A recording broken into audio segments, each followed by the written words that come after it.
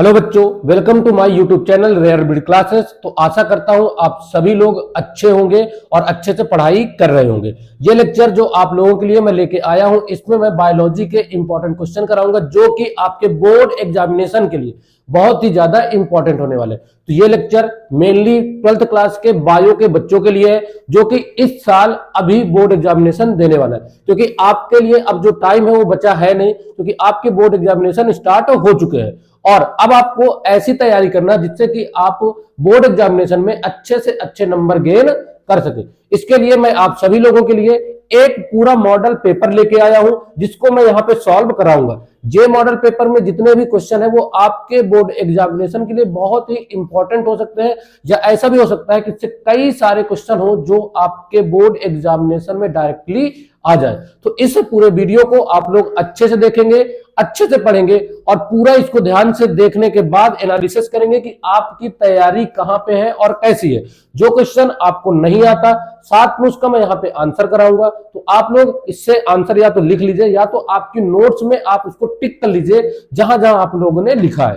तो बड़े ही ध्यान से इसको पढ़ेंगे और टाइम अब वेस्ट नहीं करना है, क्योंकि आपके पास अब टाइम नहीं बचा है। तो स्टार्ट करते हैं इस वीडियो को।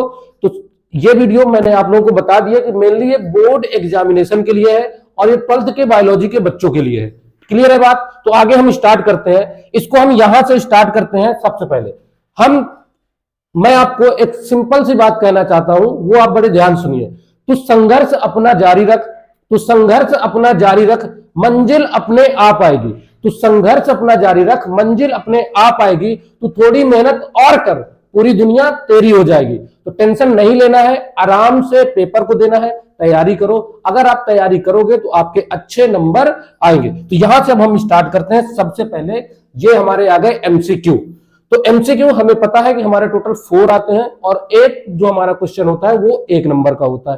क्लियर है बात? तो पहला यहां पे दिया हुआ है, choose the correct option and right in it your notebook. जहां से आपको करेक्ट आंसर लेना है और उसको अपने जो आपको वहां पे कॉपी मिलेगी, बोर्ड की कॉपी, उसमें आपको लिखना है। तो पहला जो क्वेश्चन है वो क्या कह रहा है? Chemical knife. क्या कह रहा है? Chemical knife. केमिकल नाइफ की बात कर रहा है कि केमिकल नाइफ आपका क्या है। तो केमिकल नाइफ देखो, यहां पे जो ऑप्शन दिया हुआ क्या है? लाइगेज है, ट्रांसक्रिप्टेज है, पॉलीमरेज है और रिस्ट्रक्शन एंडोन्यूक्लियेज है। हमने जो पढ़ा है कि हमने जो अभी तक जो जब हमने आरडीएनए टेक्नोलॉजी पढ़ी थी तो वहां पे हमने देखा था कि जो रिस्ट्रक्शन एंडोन्यूक्लियेज है यही हमारा क्या करता है? ये एज ए नाइफ का कार्य करता है, क्योंकि यही जो डिजायर जीन है उसको काटता है। तो इसका सही आंसर हमारा ये हो जाएगा। क्लियर है बात? नेक्स्ट क्वेश्चन देखते हैं। क्वेश्चन नंबर 2 जो हमारा है एमसीक्यू का वो ये है, in a food chain man is. Food chain में मैन की क्या पोजीशन है? मैन को हम क्या कहते हैं? ऑप्शन हमारा है producer, decomposer, consumer, none of these. तो जो प्रोड्यूसर होते हैं वो तो हमारे क्या है? प्लांट है। जहां पे क्या आ जाएगा? हमारे प्लांट आ जाएंगे प्रोड्यूसर में, ठीक है, ग्रीन प्लांट। और कंज्यूम जो हमारे क्या होता है? डिकम्पोजर होते हैं। यहां पे हम लोग माइक्रोब्स लिखते हैं, माइक्रोब्स, ठीक है। तो मेनली हमारा क्या बच्चा? यहां पे हमारा कंज्यूमर। हम लोग क्या है? कंज्यूमर है। हम लोग क्या है बेटा? कंज्यूमर। तो यहां पे क्या कर रहा है? मैन की बात कर रहा है, तो हम लोग क्या है? कंज्यूमर है। थर्ड क्वेश्चन है हमारा। थर्ड क्वेश्चन हमारा कह रहा है, which of the following is related to man. इनमें से कौन सा है जो मैन से रिलेटेड है? पहला हमारा क्या है? वेस्कोटॉमी, ठीक है, वेसेक्टॉमी हो गई, pills, tubectomy, none of these. तो वेसेक्टॉमी जो होता है ये मैन में बर्थ कंट्रोल के लिए, नसबंदी आपने पढ़ा ना, तो बर्थ कंट्रोल के लिए यूज किया जाता है। तो इसका आंसर हमारा ये हो जाएगा, पिल्स हमारा। और जो वेसेक्टॉमी जो है ये परमानेंट हमारे लिए क्या है? बर्थ कंट्रोल का एक मेथड है। क्लियर है बात? आप यहां पे जो ट्यूबेक्टॉमी आ रही है, ट्यूबेक्टॉमी जो है वो फीमेल के लिए है। किसके लिए है? ये फीमेल से रिलेटेड है। पिल्स हमारा परमानेंट नहीं होता, पिल्स कुछ टाइम के लिए होता है। क्लियर है बात? तो इसका आंसर हमारा क्या हो गया? Option number A. Next question जो हमारा है, नेक्स्ट हमारा है the unit of inheritance. Inheritance की यूनिट क्या है? इनहेरिटेंस की यूनिट क्या है? जीनोटाइप। जीनोटाइप हम उसको कर, जैसे हमने यहां पे लिख दिया टी और टी, और यहां पे मैंने ये लिख दिया, तो इनमें मैं जीनोटाइप क्रिएट करूंगा। क्या इसमें कोई मेरा इनहेरिटेंस के लिए हो रहा है? नहीं।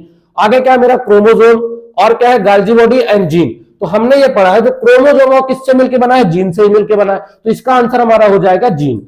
क्लियर है? अब आता है यहां से हमारे एमसीक्यू खत्म होते हैं। अब आगे पढ़ते हैं, देखो आगे जो हमारा है, जो आएगा सेकंड नंबर का क्वेश्चन। सेकंड नंबर के क्वेश्चन में ये भी हमारा कितना होता है, सेकंड नंबर का क्वेश्चन, इसमें टोटल हमारे 5 क्वेश्चन होते हैं और सारे क्वेश्चन जो होते हैं वो कितने, 1 नंबर के होते हैं। क्लियर है बात। अब देखो यहां पे क्या लिखा है, what do you mean bye sex linked character, name any 2 sex linked character of human being. यहां पे हमको सेक्स लिंक कैरेक्टर के बारे में लिखना है। तो देखो आंसर इसका हो गया सेक्स लिंक कैरेक्टर के लिए, these are traits that are found on either one of the chromosome that determine sex or the sex chromosomes। यहां पे मेनली कह रहा है कि ऐसे कैरेक्टर जो हमारे सेक्स क्रोमोजोम पे चले जाए और वो एक जनरेशन से दूसरे जनरेशन में, जनरेशन F1 से F2 जनरेशन में जाए, तो उसको हम क्या कह रहे हैं, सेक्स लिंक्ड कैरेक्टर कहते हैं। और इसके अगर मैं एग्जांपल की बात करूं तो आपने हीमोफीलिया पढ़ा है, ठीक है, रेड ग्रीन कलर ब्लाइंडनेस पढ़ा है, रेड ग्रीन कलर ब्लाइंडनेस आपने पढ़ा है, और क्या है, some high blood pressure genes. तो यहां पे हमको क्या लिखा है, एनी 2 लिखने थे, मैंने यहां पे आपके लिए 3 लिखे हैं, आप इनमें से एनी 2 वहां पे लिख देंगे एग्जाम में। क्लियर है बात। नेक्स्ट क्वेश्चन देखो, हमारा जो नेक्स्ट क्वेश्चन है वो क्या कह रहा है, ये भी हमारा कितना है, 1 नंबर का ही है।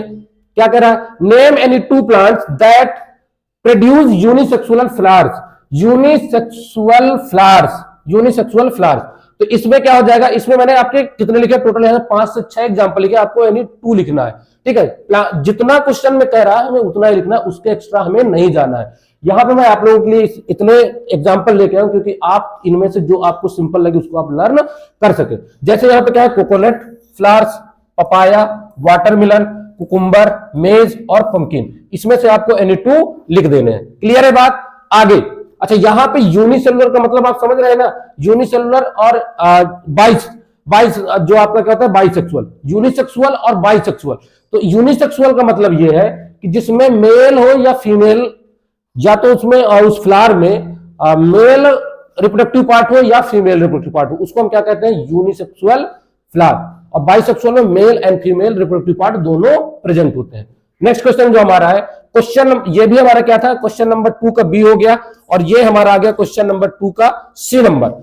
इसमें क्या कह रहा है, नेम एनीथिंग फॉल्स फ्रूट, ठीक है, नेम एनीथिंग फॉल्स फ्रूट। तो फॉल्स फ्रूट क्या है, देखो यहां पे, false fruit is also known as pseudo fruits या स्यूडो कार्प कहते हैं।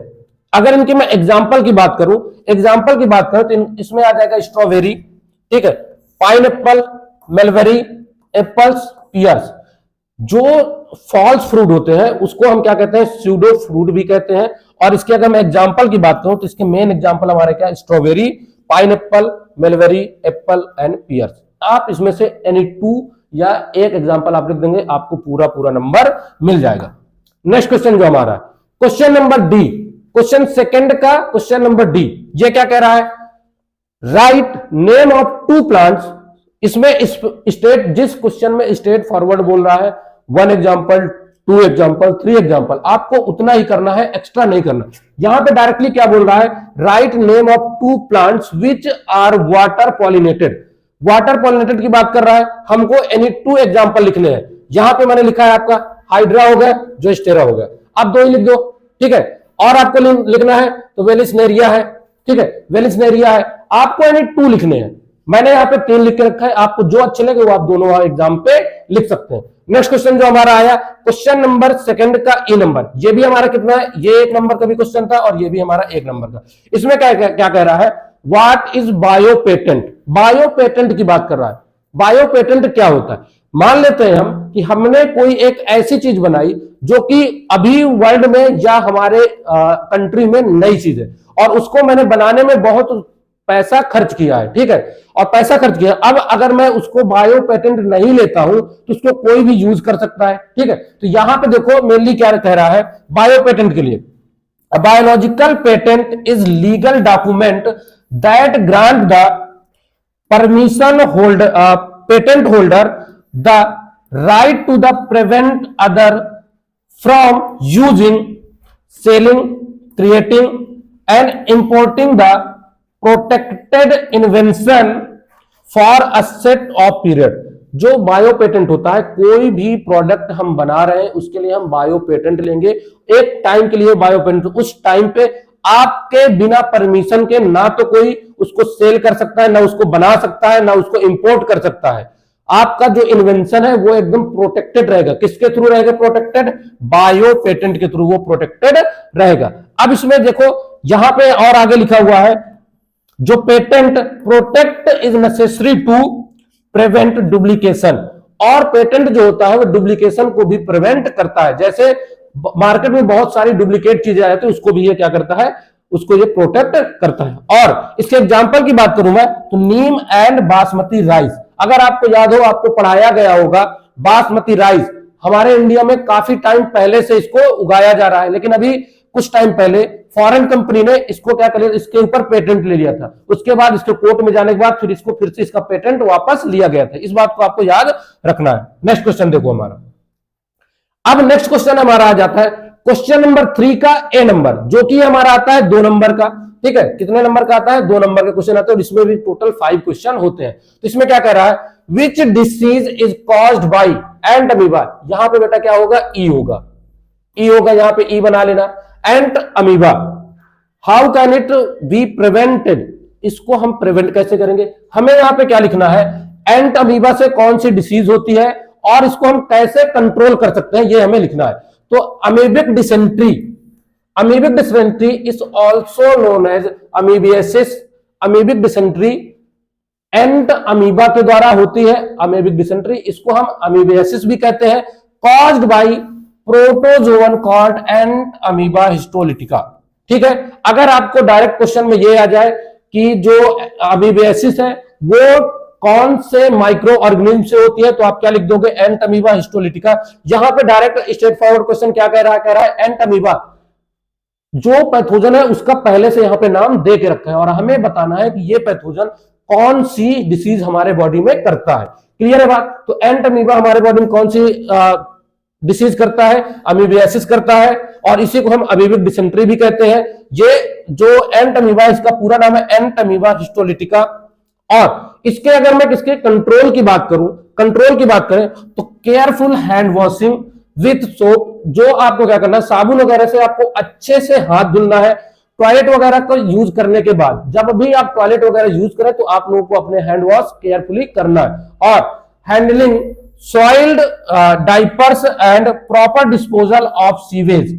जो सीवेज है उसका प्रॉपर डिस्पोजल होना चाहिए, उसको अच्छे तरीके से हमको साफ सुथरा रखना चाहिए। और यहाँ पे क्या है, most important way to the prevention of amoebiasis, और यही मोस्ट इंपॉर्टेंट वे है अमीबियासिस को कंट्रोल करने के लिए। क्लियर है बात? यहां तक आप सभी लोगों को समझ में आया होगा। देखो आगे का क्वेश्चन देखते हैं हम। आगे हमारा क्या है, आगे हमारा क्वेश्चन आ गया, जो ये हमारा क्या है, क्वेश्चन नंबर 3 का बी नंबर है। ये भी 2 नंबर का आता है, और यहां पे क्या लिखा हुआ है, difference between mutualism and parasitism. Question पूछ रहा है म्यूचुअलिज्म और पैरासिटिज्म में दोनों में क्या डिफरेंस है। उसमें हमें देखो लिखना है, डायरेक्टली हमको एक तरफ लिखना है म्यूचुअलिज्म और दूसरी तरफ हमको लिखना है पैरासिटिज्म। देखो इसमें क्या लिखा हुआ है, interaction between organism of 2 different species in which each organism benefit from the interaction in some way. अगर कोई भी 2 स्पीशीज एक दूसरे से इंटरेक्ट करें और दोनों को बेनिफिट हो तो उसको हम क्या कहते हैं, उसको हम म्यूचुअलिज्म कहते हैं। यहां पे हमारा अ टाइप ऑफ, ये यहां पे जो सिम्बायोटिक लिखा है इसको हम काट देंगे, यहां पे हम लिखेंगे पैरासिटिक। पैरासिटिक क्या लिखेंगे, पैरासिटिक। ठीक है, a type of parasitic relationship और long term relationship between 2 species where one member of parasite, ठीक है, one member of parasite gain benefit that come at the expense of the host member. यहां पे जो क्या हो रहा है, अगर हम पैरासिटिज्म की बात करें, यहां पे एक किसी ऑर्गेनिज्म में को तो प्रॉफिट होगा, बट दूसरा जो होस्ट प्लांट है उसको बहुत ही ज्यादा लॉस हो जाएगा। क्लियर है बात? नेक्स्ट जो हम बात करते हैं, occurrence between two non parasitic species. Non parasitic species के बीच में ये होता है, और ये किसके बीच में होता है, occurs between the host and the Parachute. यहां पे एक होस्ट प्लांट होगा या होस्ट ऑर्गेनिज्म होगा, और एक क्या होगा, होस्ट एक होस्ट हमारा ऑर्गेनिज्म होगा, दूसरा हमारा होगा पैरासिटिक ऑर्गेनिज्म, ठीक है। और अगर इसमें बात करें, इसमें जो ऑर्गेनिज्म होते हैं उन दोनों को एक दूसरे की नीड होती है। और अगर हम पैरासिटिक में बात करें तो यहां पे जो हमारा पैरासाइट है उसको तो होस्ट की जरूरत होती है, बस होस्ट को पैरासाइट की जरूरत नहीं होती है। और इट नॉट वेरी स्पेसिफिक, ये नॉट वेरी स्पेसिफिक, ये स्पेसिफिक नहीं होते हैं, बट जो हमारे पैरासिटिज्म होते हैं ये स्पेसिफिक रिलेशनशिप को भी बढ़ावा देते हैं, ये स्पेसिफिक भी हो सकते हैं। नेक्स्ट जो हमारा है, अगर मैं इसके एग्जांपल की बात करूं तो एग्जांपल में आप सबसे अच्छा लिख सकते हो डाइजेस्टिव बैक्टीरिया एंड ह्यूमन। हम जो ह्यूमंस है हमारे बॉडी में कुछ बैक्टीरिया ऐसे हैं जो डाइजेशन को बढ़ावा देते हैं, ठीक है। तो ये आप लिख सकते हो यहाँ पे, या यहाँ पे और दिया हुआ है बीज एंड फ्लावर्स, जो मधुमक्खी है और फ्लावर दोनों के बीच में क्या है, दोनों के बीच में एक म्यूचुअलिज्म का क्या है, म्यूचुअलिज्म का उनके दोनों के बीच में रिलेशन है जिसमें कि दोनों को प्रॉफिट होता है। जो मधुमक्खी है वो क्या करती है, फ्लावर से, बी जो है वो क्या करती है, फ्लावर से जूस को, नेक्टर को क्या करती है, सक करती है और उसको वो खाती है, और फ्लावर को क्या प्रॉफिट होता है, वो उसके पॉलिनेशन में हेल्प करती है। क्लियर है बात। और इसमें अगर एग्जांपल की बात करूं तो इसमें क्या है, मॉस्किटो एंड ह्यूमन। क्या हमें मॉस्किटो की जरूरत है? नहीं है, बट हमारे ब्लड को पीने के लिए मॉस्किटो को जरूरत है।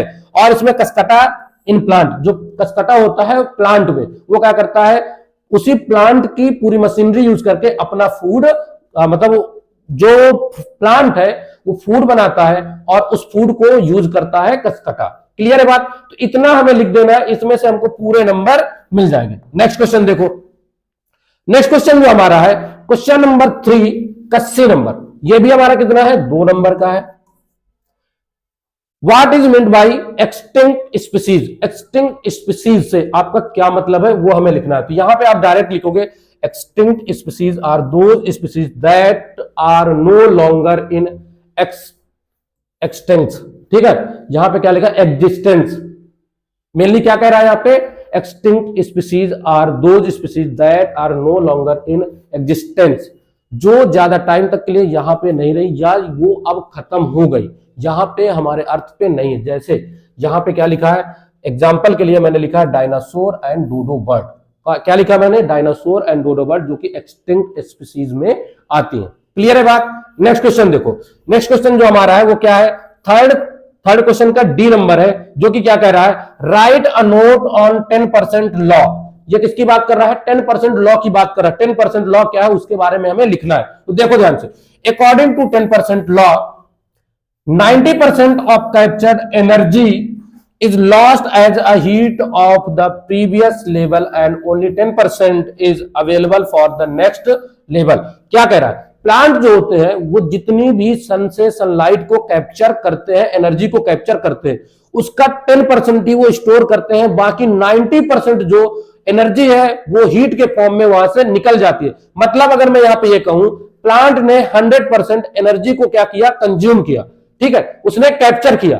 जब हम प्लांट को खाएंगे तो प्लांट ने जितनी एनर्जी कंज्यूम करी है उसका ओनली 10% ही हमारे बॉडी में स्टोर होगा या हम उसको यूज कर पाएंगे, बाकी 90% जो एनर्जी है वो क्या हो जाएगी, वहां से हीट के फॉर्म में निकल जाएगी। क्लियर है बात। तो यहां पे यही कह रहा है ये, ठीक है। तो 10% लॉ हमारा क्या कहता है, ओनली 10% लॉ ही नेक्स्ट ट्रॉपिकल लेवल में ट्रांसफर होता है। आगे क्या लिखा है, at each tropical level about 10% of energy is transferred to the next tropical level, whereas the rest is utilized for metabolic activity and lost as heat in the environment। और जब हम मेटाबॉलिक रिएक्शन वगैरह करते हैं वहां पे heat के form में ये एनवायरमेंट में निकल जाती है। इसका हम डायग्राम भी बना सकते हैं, आप डायग्राम से भी इसको बता सकते हो। ये हमारे प्रोड्यूसर है, आपने इसमें क्या लिख लिया, प्रोड्यूसर में आपने लिख लिया कि इसने इतने जूल इसने एनर्जी अपनी क्या करी, इसने कैप्चर करा या लिया, जो भी किया, ठीक है। अब यहां से जब हमारे प्राइमरी कंज्यूमर जाएंगे, इसका 10% काट दो, 10%, ठीक है। तो आप डायरेक्ट इसमें क्या लिखोगे, इसमें आपने मल्टीप्लाई कर दिया तुरंत 10% अपॉन 100 का, क्या आएगा, यहां से एक जीरो ये कट गया, यहां से एक जीरो ये कट गया, कितना बचा, यहाँ पे 4 जीरो बचे। तो इसमें सेकंड ट्रॉपिकल लेवल में हमारा क्या आ गया, ये आ गया, ठीक, 4 जीरो 10,000, ये 1 लाख था, ये 10,000 आ गया। अब इसका 10% निकालो, इसका 10% निकालोगे 1000 बचा, तो जो सेकेंडरी कंज्यूमर उनको कितना मिला, 1000 जूल मिला। अब इसका अगर 10% हम निकालेंगे तो कितना आएगा, इसका जो हमारा आएगा वो कितना आ जाएगा, 100 जूल ही आएगा। मतलब यहां पे ये कह रहा है कि जो हमारे ट्रॉपिकल लेवल है उसमें अगर कोई भी पर्सन है या कोई भी, मैं ऑर्गेनिज्म की बात कर रहा हूं, ऑर्गेनिज्म मेनली प्रोड्यूसर कौन है, हमारे प्लांट्स है, तो प्लांट्स अगर 1 लाख जूल एनर्जी को कैप्चर करते हैं तो जब उनको प्राइमरी कंज्यूमर खाएगा तो उसको ओनली 10,000 जूल ही एनर्जी मिलेगी, और जब प्राइमरी कंज्यूमर को सेकेंडरी कंज्यूमर खाएगा तो उसको सिर्फ 1000 जूल एनर्जी मिलेगी, और जब टर्जरी कंज्यूमर किसको खाएगा, सेकेंडरी कंज्यूमर को खाएगा तो उसको ओनली 100 जूल एनर्जी मिलेगी। अब टर्जरी कंज्यूमर अगर डेड हो गया, मर गया, और वो डिकम्पोज होगा, तो जो डिकम्पोजर्स है हमारे उनको ओनली 10 जूल की एनर्जी मिलेगी। तो ये बात क्लियर है, ये हमारा हो गया 10% लॉ। क्या हो गया हमारा, 10% लॉ। क्लियर है बात। नेक्स्ट क्वेश्चन देखो, जो नेक्स्ट क्वेश्चन है हमारा वो ये है, क्वेश्चन नंबर 3 का ई है, ये भी हमारा कितना है, 2 नंबर का है। क्या कह रहा है question, explain the significance of microbes in sewage treatment. जो सीवेज ट्रीटमेंट है उसमें सिग्निफिकेंस हमको प्रॉफिट या इंपॉर्टेंस बतानी है किसकी, माइक्रोब्स की। तो क्या होगा इसका, देखो इसमें हमें याद रखना है, the microbes in sewage treatment break down the complex form of biodegradable waste present in the sewage. जो सीवेज में बायोडिग्रेडेबल कॉम्प्लेक्स फॉर्म में कई सारे जो चीजें पड़ी हुई हैं उनको, या मैं कहूं कई सारा मटेरियल है जो कि बायोडिग्रेडेबल है, वो कॉम्प्लेक्स फॉर्म में है, तो वो अगर क्या करे, उसको ब्रेक डाउन कौन करेगा, उसको ब्रेक डाउन करेंगे माइक्रोब्स। माइक्रोब्स क्या करेंगे, उसे ब्रेक डाउन कर देंगे। फिर उसके बाद क्या होगा, the solid and liquid component of the sewage, जो सॉलिड एंड लिक्विड कंपोनेंट है of the sewage waste are divided into separate chamber. क्या करेंगे हम, जो हमारा मतलब जो बायोडिग्रेडेबल मटेरियल था उसको माइक्रोब्स ने क्या किया, उसको सिंपल सब्सटेंस में तोड़ा।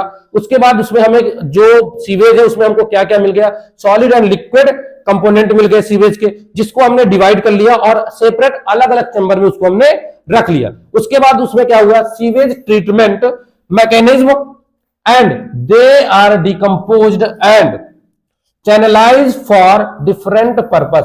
और इसके बाद उसका जब पूरा मैकेनिज्म, सीवेज ट्रीटमेंट का पूरा मैकेनिज्म कंप्लीट हो जाता है तो हम उन सारी चीजों को, जो हमें चीजें मिलती है उसको हम चैनलाइज करते हैं डिफरेंट पर्पस के लिए, डिफरेंट तरीकों से उसको हम यूज करते हैं। नेक्स्ट क्वेश्चन देखो बेटा, नेक्स्ट क्वेश्चन जो हमारा है वो है हमारा 4th का ए।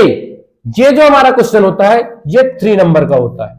क्लियर है बात, 3 नंबर का क्वेश्चन होगा, और 4th क्वेश्चन में आपको टोटल 4 क्वेश्चन देखने को मिलेंगे, और 4 में से 4 आपको करने हैं, कोई भी क्वेश्चन नहीं छोड़ना। यहां पे क्या कह रहा है क्वेश्चन देखो, explain Hardy Weinberg principle. Hardy Weinberg principle आपको एक्सप्लेन करना है, ठीक है। तो यहां पे इस प्रिंसिपल को हम लिखेंगे, ये जो यहां पे लिखा हुआ है यहां से इसको काट देना है और इसको यहां पे स्टार्टिंग में लिख लेना। क्या है हमारा, हार्डी-वीनबर्ग प्रिंसिपल। तो Hardy-Weinberg principal states that the allele frequency in a population are stable and is constant for generation to generation in absence of other evolutionary influence like। जो हार्डी-वीनबर्ग प्रिंसिपल है वो ये कहता है कि जो एलील फ्रीक्वेंसी है, एलील फ्रीक्वेंसी वो क्या रहेगी, किसी भी पॉपुलेशन के लिए स्टेबल रहेगी या कांस्टेंट रहेगी, जनरेशन टू जनरेशन, एक जनरेशन से दूसरे जनरेशन में क्या रहेगी, कांस्टेंट रहेगी, अगर यहां पे अदर इवोल्यूशनरी इन्फ्लुएंस क्या हो, एब्सेंट हो। अब वो अदर इवोल्यूशनरी इन्फ्लुएंस क्या है, सबसे पहले इसमें क्या कह रहा है, जीन माइग्रेशन। अगर जीन माइग्रेशन ना हो, और उसी को हम जीन फ्लो कहते हैं, अगर जेनेटिक ड्रिफ्ट ना हो, म्यूटेशन ना हो, ठीक है, जेनेटिक रिकॉम्बिनेशन ना हो एंड नेचुरल सिलेक्शन ना हो। मतलब पूरा यहां पे हार्डी-वीनबर्ग जो साइंटिस्ट है वो क्या कह रहे हैं, अगर किसी भी पॉपुलेशन में, कोई भी पॉपुलेशन है वहां पे ये चीजें ना हो, क्या ना हो, जीन फ्लो ना हो, मतलब जीन का माइग्रेशन ना हो, जीन ड्रिफ्ट ना हो, म्यूटेशन ना हो, ठीक है, म्यूटेशन ना हो, genetic recombination and natural selection ना हो, ना तो जेनेटिक रिकॉम्बिनेशन हो और ना ही यहां पे नेचुरल सिलेक्शन हो। अगर ऐसा नहीं होता है तो हार्डी बीनबर्ग का एक इक्विलिब्रियम बनता है, जिसकी इक्वेशन हमारी क्या है, P square plus 2pq plus Q square equal to 1 आएगा हमारा। यहां पे हमने एक फॉर्मूला जो पढ़ा था, a square plus b square plus 2ab equal हमारा क्या होता है, ए प्लस बी का होल ऑफ स्क्वायर, वही यहां पे लगा हुआ है। ठीक है, तो ये किसके इक्वल 1 किया जाएगा, लेकिन ऐसा पॉसिबल नहीं है क्योंकि नेचर अपना सिलेक्शन करता है, जीन ड्रिफ्ट भी होती है, माइग्रेशन भी होता है, जीन कम्बिनेंट, अगर सेक्सुअल रिप्रोडक्शन होगा तो जीन रिकम्बिनेंट होगी, मतलब यहां पे जीन रिकम्बिनेशन होगा। क्लियर है बात। और म्यूटेशन, इन्वायरमेंट हमारा हमेशा चेंज होता रहता है, जिसको वजह से म्यूटेशन भी होगा। क्लियर है बात। लेकिन हार्डी बीनबर्ग प्रिंसिपल यही कहता है कि अगर ये सारी चीजें ना हो तो जो हमारी एलील फ्रीक्वेंसी है वो क्या होगी, किसी भी पॉपुलेशन के लिए स्टेबल होंगे या कांस्टेंट होंगी, वो एक जनरेशन से दूसरे जनरेशन में सेम स्पीसीज, मतलब वहां पे नई स्पीसीज नहीं बनेगी। फिर अब यहां पे क्या कह रहा है, अगर मैं पी स्क्वायर की बात करूं, पी स्क्वायर क्या है, तो पी स्क्वायर हमारा frequency of homozygous dominant genotype, ये हमारा क्या, पी स्क्वायर जो हमारा वो डोमिनेंट जीनोटाइप है। 2pq जो हमारा है वो फ्रीक्वेंसी ऑफ हेट्रोजाइगस जीनोटाइप है, ये हेट्रोजाइगस जीनोटाइप है। और क्यू स्क्वायर हमारा का frequency of homozygous recessive genotype, जो हमारा क्यू स्क्वायर है वो क्या है, रिसेसिव जीनोटाइप है। क्लियर है बात। तो ये हमारा हो गया हार्डी बीनबर्ग प्रिंसिपल। नेक्स्ट क्वेश्चन देखो, अब नेक्स्ट क्वेश्चन जो हमारा है वो ये कह रहा है इसमें कि draw a neat and labelled diagram of millers experiment. Millers experiment की बात कर रहा है, मिलर्स एक्सपेरिमेंट का डायग्राम हमको ड्रॉ करना है। तो मिलर्स, स्टैनले मिलर का आपने पढ़ा, एसएल मिलर का एक्सपेरिमेंट जो कि 1953 पे आया था। ये किस पे बेस्ड था, 19 पे, जो ओपेरन एंड हेल्डन का जो केमिकल थ्योरी आई थी उसके थ्रू यहां पे इन्होंने एक पूरा केमिकली तरीके से या पूरा लैब में इन्होंने पूरा एक्सपेरिमेंट किया और उसमें बताया कि ऐसे लिविंग ऑर्गेनिज्म आए होंगे। ठीक है, तो ये पूरा किसने दिया, एसएल मिलर, और साथ में एक साइंटिस्ट थे यूरे। तो इन दोनों ने मिलकर पूरा लैब में पूरा ये दिया, इसके बारे में हम यहाँ पे पूरी बात करेंगे। तो इसका जो डायग्राम है, देखो डायग्राम हमको बनाना है यहाँ पे, जहां पे मेनली हमको सबसे पहले क्या बनाना है, बॉइलिंग वाटर के लिए एक यहाँ पे हमको पॉट बनाना है। इस पे हमको वैक्यूम की यहां से हमारा इसको हम, इसमें हमें क्या करना है, हीट करना है, मतलब यहां से हमको इसमें आग जलानी है नीचे से। ठीक है, आग जलाएंगे, इसमें हीट होगा वाटर, जब वाटर हीट होगा तो वाटर हाइड्रोजन और ऑक्सीजन में टूटेगा, ये यहां से ऊपर जाएगा। यहां पे हमने क्या रखा है, वैक्यूम पंप लगाया जो कि यहां से ऑक्सीजन को बाहर कर लेगा, क्योंकि पहले हमारे हमारी अर्थ में ऑक्सीजन नहीं थी। क्लियर है बात। उसके बाद यहां से हाइड्रोजन यहां पे जाएगा। क्लियर है बात। अब ये जो हमने यहां पे बनाया हुआ है, यहां पे हमने क्या लिया, यहां पे इस पूरे एरिया पे हमने एक मिक्सचर लिया हुआ है जिसमें हमारा क्या है, मेथेन है, अमोनिया है, वाटर है, एंड क्या है, वाटर, यहां से जो हमारा वाटर है, और क्या है इसमें हमारा हाइड्रोजन है। इनके अगर मैं बात करूं, इनका परसेंटेज क्या था या इनका रेशियो क्या था अगर बात करूं, तो यहां पे आपको याद रखना है मेथेन का हमारा क्या होता है, CH4, तो CH4 है यहां पे, इसको हम 2% लेंगे। NH3 है, इसको हम 1% लेंगे, और H2 है, उसको हम कितना लेंगे, 2% लेंगे। तो टोटल हमारा यहां पे क्या आ गया, हम इसको ऐसे लिख लेंगे। ऑड और इवन का हमको याद रखना है, अगर ऑड नंबर में है तो उसको हम ऑड में लिख लेंगे, और अगर इवन है तो उसको हम इवन में लिख लेंगे। क्लियर है बात। जैसे यहाँ पे हमारा क्या है, अमोनिया क्या है, ऑड है कि इवन है, ठीक है, ऑड है तो उसके लिए हमने कितना परसेंट लिया, 1। तो यहाँ पे 2:1 का हमारा 2:1 का हमने इसमें मिक्सचर लिया और इसमें हमने डाला। इस पे जो ये इलेक्ट्रोड लगे हुए हैं, टंगस्टन के इलेक्ट्रोड, इसमें हमने समथिंग 75,000 का बोल्ट, 75,000 वोल्ट का हमने इसमें इलेक्ट्रिसिटी डाली, जिससे कि इसके अंदर का जो टेम्परेचर था वो समथिंग 800 डिग्री सेल्सियस हो गया। मतलब इन इलेक्ट्रोड की हेल्प से हमने इसमें स्पार्क डिस्चार्ज किया। अब देखो क्या हुआ, इस मिक्सचर में जो ये गैसेस है वो धीरे धीरे नीचे आना स्टार्ट हुई। यहां से हमने हीट वाटर, गर्म वाटर को हमने क्या कर लिया, बाहर कर लिया, और यहां पे कंडेंसर लगा हुआ है, और इस जगह से हमने क्या किया, कोल्ड वाटर को हमने अंदर डाल दिया। अब ये वाटर यहां से धीरे धीरे नीचे आएगा और इस जगह पे, यहां पे, इस पूरी जगह पे क्या होगा, यहां से वाटर ड्रॉप नीचे आए, वाटर ड्रॉपलेट नीचे आएंगे और इस जगह पे जो हमारा वाटर कंटेन होगा, वाटर यहां पे आएगा, उसमें हमें कुछ ऑर्गेनिक कंपाउंड मिलेंगे, कुछ हमको ऑर्गेनिक कंपाउंड मिलेंगे और उस ऑर्गेनिक कंपाउंड को हम बाहर निकाल देंगे। पहले के क्वेश्चन में ये पूछा जाता था कि यहां पे सबसे पहले कौन कौन से ऑर्गेनिक कंपाउंड बने। अब ऐसा क्वेश्चन नहीं आता है, तो उसको हमें पढ़ने की जरूरत नहीं। इसके बाद फिर इस तरह के कई सारे अलग से एक्सपेरिमेंट हुए जिनमें से हमको अलग अलग चीजें मिली। क्लियर है बात? तो ये हमारा हो गया मिलर के एक्सपेरिमेंट का पूरा डायग्राम। आपको सेम टू सेम यही बनाना है। नेक्स्ट देखो, नेक्स्ट क्वेश्चन जो हमारा क्या कह रहा है, वो क्या कह रहा है, देखो, what is the mean by an ecosystem. Ecosystem की बात कर रहा है। Describe biotic component of an ecosystem. Ecosystem क्या है पहले आप वो बताओ, इकोसिस्टम के बारे में आप क्या समझते हैं आप ये बताओ। देन उसके बाद आपको बताना है कि biotic component of an ecosystem, किसी भी इकोसिस्टम के लिए बायोटिक कंपोनेंट कितना इंपॉर्टेंट है, ये बायोटिक कंपोनेंट उसमें कैसे क्या इन्वायरमेंट में कौन सा इफेक्ट डाल सकता है। तो देखो ध्यान से, सबसे पहले हम बात करते हैं an ecosystem is a group or community composed of living and non living things and their interaction with each other. कोई भी इकोसिस्टम है उसमें कम्युनिटी कंपोज होगी जिसमें लिविंग एंड नॉन लिविंग दोनों थिंग्स होंगी और दोनों एक दूसरे को इंटरेक्ट करेंगी विच ईच अदर। यहां पे दोनों एक दूसरे को क्या करेंगे, इंटरेक्ट करेंगी। They can not be natural as well as artificial. यहां पे क्या कह रहा है, they can be, can not नहीं, कैन बी। ये हमारी कैसे हो सकती है, यहां पे हमारा ये नेचुरल भी हो सकता है और आर्टिफिशियल भी हो सकता है। नेक्स्ट देखो आगे इसमें। अब अगर मैं बायोटिक कंपोनेंट की बात करूं तो biotic component are the living things that have a direct or indirect influence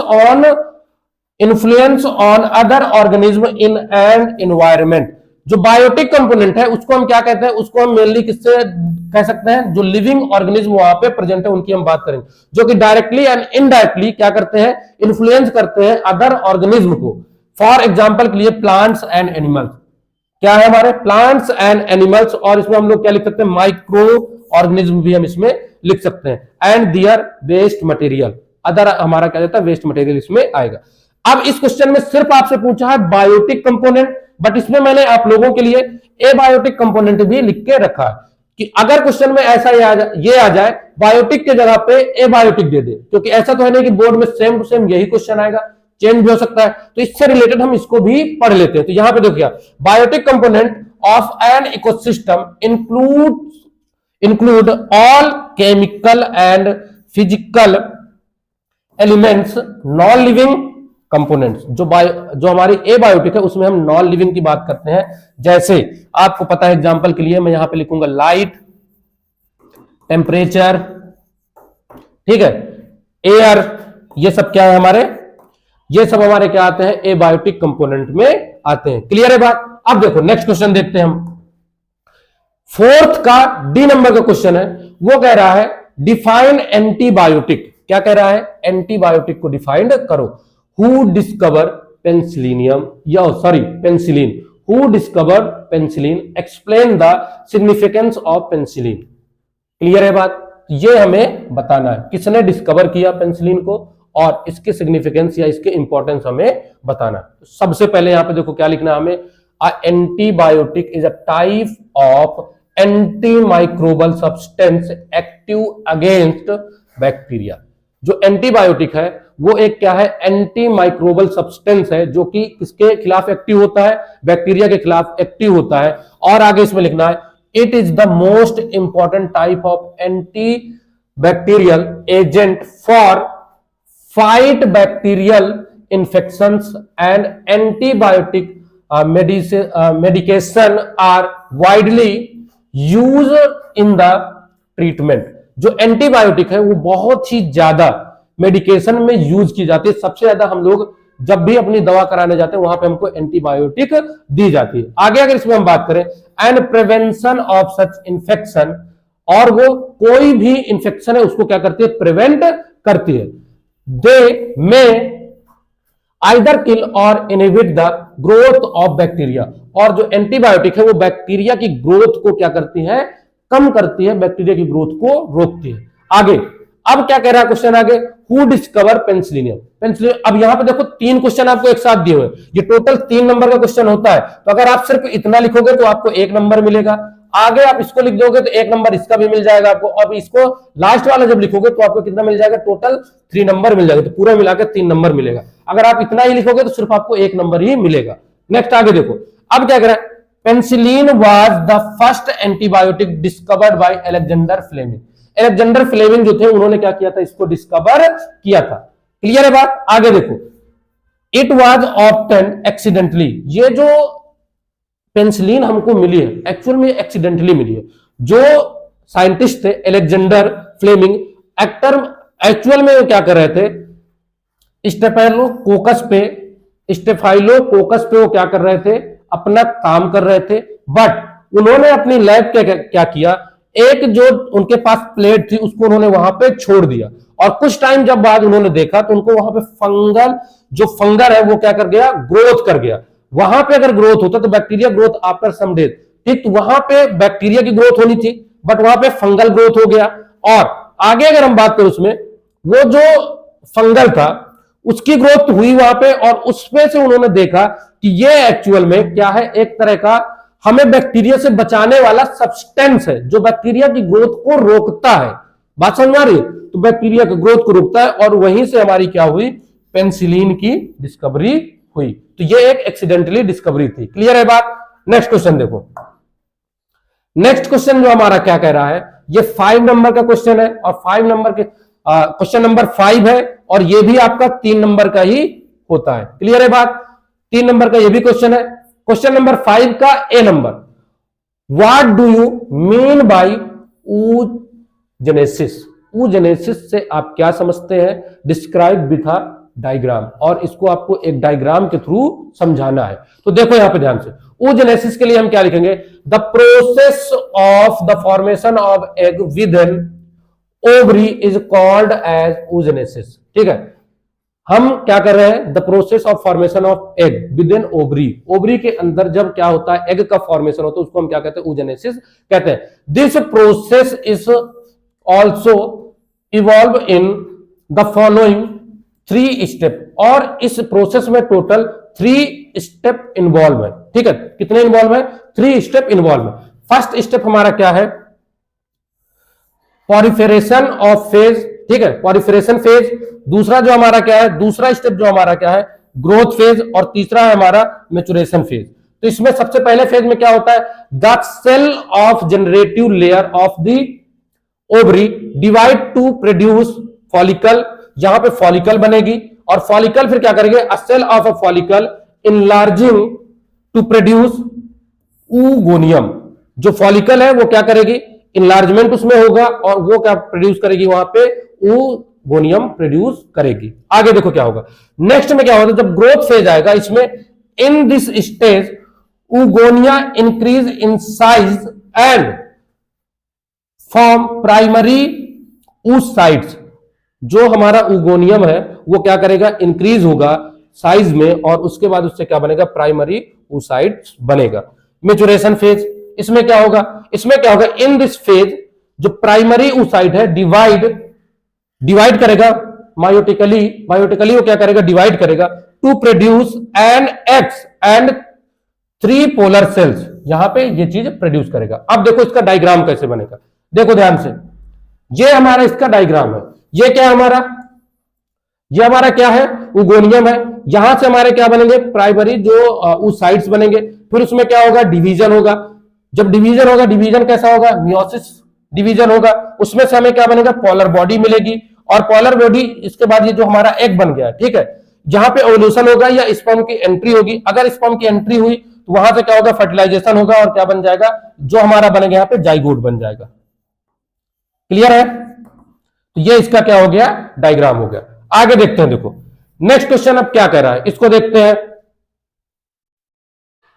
तो आगे देखो बेटा, ये हमारा क्या है, क्वेश्चन नंबर 5। इसमें क्या है, क्वेश्चन नंबर 5 का बी नंबर है। क्या कह रहा है ये, what is the theory of natural selection who propose it explain its significance. Natural selection, यहां पे लिखा हुआ है नेचुरल सिलेक्शन। नेचुरल सिलेक्शन की जो थ्योरी है वो किसने दी और क्या है, और उसके क्या लिखना है हमको साथ में एक्सप्लेन करना है उसके सिग्निफिकेंस। तो यहां पे मैं आप लोगों को बता दूं, यहां पे मैं आप लोगों को यह बता दूं कि आप हमें ध्यान रखना है, हमें यहां पे ध्यान रखना है। देखो क्या ध्यान रखना है, जो नेचुरल सिलेक्शन की थ्योरी है इसको किसने दिया? चार्ल्स डार्विन ने दिया। किसने दिया? चार्ल्स डार्विन ने दिया। क्लियर है बात? चार्ल्स डार्विन की थ्योरी है, या इसी को हम लोग डार्विनिज्म भी कहते हैं। क्या कहते हैं? डार्विनिज्म कहते हैं, दूसरे नाम से भी ये आ सकता है। यहां पे क्या हुआ था, एक राइटर थे जिनका नाम था एक राइटर थे, उन्होंने एक एसे लिखा, किसके ऊपर? Essay on population. उन्होंने पॉपुलेशन के ऊपर एसे लिखा, और उस एसे को पढ़ के ये क्या हुए, जो डार्विन है ये कहां पे गए? ये एक आइलैंड पे गए जिसका नाम है गैलापागोस आइलैंड, और वहां पे इन्होंने कई सारी स्टडी करी, और वहां पे इन्होंने फिर क्या दी? नेचुरल सिलेक्शन की थ्योरी दी। तो इसमें पढ़ते हैं हमको है क्या, देखो, it is a theory of biological evolution. ये थ्योरी जो हमारी है वो बायोलॉजिकल इवोल्यूशन की है, दैट प्रपोज बाय डार्विन, जिसको डार्विन ने प्रपोज किया। आगे यहां पे है, it states that all the species of the organism complete against. यहां पे क्या है, ये क्या होते हैं, ये टोटली जो ऑर्गेनिज्म है, दोनों ऑर्गेनिज्म में क्या होता है? कंपटीशन होता है। जो कई तरह के ऑर्गेनिज्म है वो हमेशा किसके लिए? फूड मटेरियल के लिए या शेल्टर के लिए क्या करते हैं? कंपटीशन करते हैं, और कंपटीशन में जो जीत आगे बढ़ता है, जो वहां पे जीतता है, वही क्या बनता है? आगे बनता है। यहां पे क्या लिखा है? It state that all the species of the organism compete against each other and the fittest of survival. तो यहां पे जितनी भी ऑर्गेनिज्म है वो क्या करती हैं? कंपीट करती हैं, और अगेंस्ट ईच अदर स्पीसीज से वो क्या करती है? कंपीट करती हैं, और वो क्या आगे क्या करते हैं? फिटेस्ट वन सर्वाइवल, और उनमें से कोई एक क्या करता है? लाइफ में आगे सर्वाइव करता है। The one that has variation that favour the course of evolution, और ये क्या आता है? कोर्स ऑफ इवोल्यूशन में आता है। आगे इसमें बात करें, natural selection can lead to speciation. जो नेचुरल सिलेक्शन है वो क्या करता है? स्पेसिएशन मतलब कि नई स्पीसीज को बनाता है। The process through which one species create entirely different offspring, और इसमें क्या होगा? इसमें से एक स्पीसीज से डिफरेंट ऑफस्प्रिंग बनना स्टार्ट हो जाएंगे। इसी को हम क्या कहते हैं? स्पेसिएशन कहते हैं। आगे क्या लिखा हुआ है? It positive Darwinism natural selection few forms of genes are supported as the intensive the probability of reproduction or survival hence causing an increase in the rate of evolution। और ये जो नेचुरल सिलेक्शन है ये क्या करता है? Rate of evolution को क्या करता है? इंक्रीज करता है, रेट ऑफ एवोल्यूशन को इंक्रीज करता है। ठीक है, तो ये हो गया हमारा नेचुरल सिलेक्शन। आगे अब हमारा नेक्स्ट क्वेश्चन जो आता है, क्वेश्चन नंबर 5 है। क्वेश्चन नंबर 5 का सी नंबर, जो कि हमारा है 3 नंबर का। कितने नंबर का? 3 नंबर ये कंटेन करके रखता है, और इसमें दिया हुआ है draw neat and label diagram of reproductive system. यहां पे लिख दो रिप्रोडक्टिव सिस्टम ऑफ मेल। आप लोग क्या करोगे? मेल एंड फीमेल का दोनों का पढ़ोगे, दो में से कोई एक एग्जाम में आपके आ सकता है, तो आपको क्या करना है? दोनों पढ़ना है। तो यहां पे ये डायग्राम देखो, यहां पे मैं आप लोगों के लिए 2 डायग्राम लेके आया हूं, आपको दो में से कोई एक बनाना है। या तो आप इस डायग्राम को बनाओगे, ठीक है, इस डायग्राम में जैसे हमारे यहाँ क्या है? यूरेटर है, वास डिफेंस है, ठीक है, एपिडिडमिस है, और क्या है? वासा इफ्रेंसिया है, टेस्टिस, ठीक है, और टेस्टिकुलर लोब्स है। यहां पे आगे हम बात करें तो ग्लैंस पेनिस है, ठीक है, और क्या है? फॉरिस्किन इसकी हो गई, टेस्टिस, यूरेथ्रा, ठीक है, तो ये सारी चीजें। और यहां पे हमारा पोस्ट्रेट ग्लैंड आ गई, ठीक है, पोस्ट्रेट ग्लैंड, ठीक है, बल्बो यूरेथ्रल ग्लैंड हो गई, और क्या है? सेमिनल वेसिकल हो गई, और क्या है हमारा? Urinary bladder. इसमें से आप इसको बना सकते हो, या तो आप इस वाले डायग्राम को बना सकते हो। इसमें भी सेम है, हमारा ब्लैडर है, प्यूबिस, ठीक है, वास डिफेंस, और यह का स्पर्मेटिक कॉर्ड है, ठीक है, सॉफ्ट ऑफ स्पिन है, ब्लड वेसल्स हो गई, ठीक है, कोरोना हो गया, गेंस हो गया, और क्या है यहाँ पे? प्रिक्यूस या इसी को हम फोर स्किन कहते हैं, फोर प्रिप्यूस या फोर स्किन, ठीक। और इधर हमारा क्या होगा, यहाँ पे यूरेथ्रल माइटस आ गया, ठीक, टेस्टिस, स्क्रोटम, ठीक है, एपिडिडिमिस, यूरेथ्रा, एनस, पोस्ट्रेट ग्लैंड, रिक्टम। तो ये पूरा डायग्राम आप लोगों को याद रखना और ये डायग्राम पूरा आपको बना के आना है। नेक्स्ट क्वेश्चन देखो, ठीक है, इसमें जो हमारा नेक्स्ट क्वेश्चन है, दो में से कोई एक बनाना है, या तो आप ये बनाइए या तो आप ये बनाइए। क्लियर है बात? दो में से कोई एक बनाना है, एक ही मतलब हमें पढ़ना है। आप इसके और में मैं आपको बता दूं कि यहां से आपको एक चीज ये याद रखना है, आपको फीमेल रिप्रोडक्टिव पार्ट भी पढ़ना है, क्योंकि कई बार ऐसा होता है या तो मेल का आता है या तो फीमेल का, दो में से कोई एक आ ही जाता है एग्जाम में। क्लियर है बात? अब देखो नेक्स्ट क्वेश्चन क्या है, क्वेश्चन नंबर 5 का डी नंबर क्वेश्चन है। ये कह रहा है right short note on biodiversity hotspot. जो बायोडाइवर्सिटी के हॉटस्पॉट है उस पर हमें शॉर्ट नोट लिखना है। ये भी क्वेश्चन हमारा 3 नंबर का होगा। देखो इसमें क्या लिखना है, certain areas have large number of endemic species.